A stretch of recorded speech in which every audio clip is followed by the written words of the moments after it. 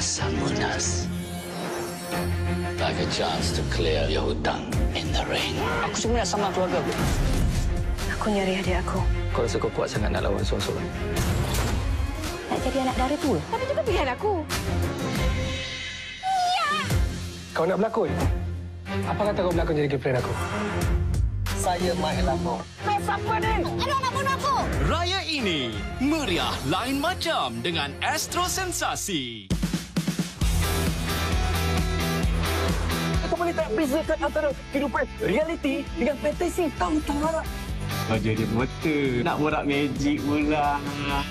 Saya datang atas jemputan sepupu awak, Femi, untuk conik awak. Yang penting, awak jangan jerit.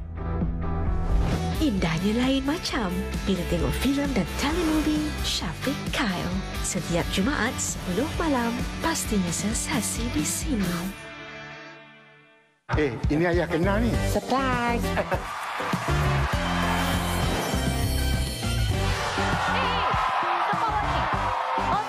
Kecoh betul beraya dengan sepatu. Meriah bersama rakan selebriti yang power. Kenapa orang Pintin dipanggil bersara? Kebayang bersama tu kita. Sepatu reunion kecoh beraya. Meriah lain macam di Astro Warna.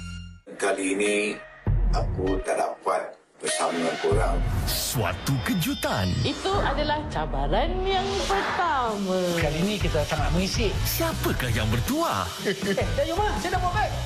Destinasi baharu. Cabaran baharu. Ada kasih. Travel awak projek Bapak-Bapak musim baharu. Jumaat 9 malam. Indahnya lain macam bersama Astro Warna.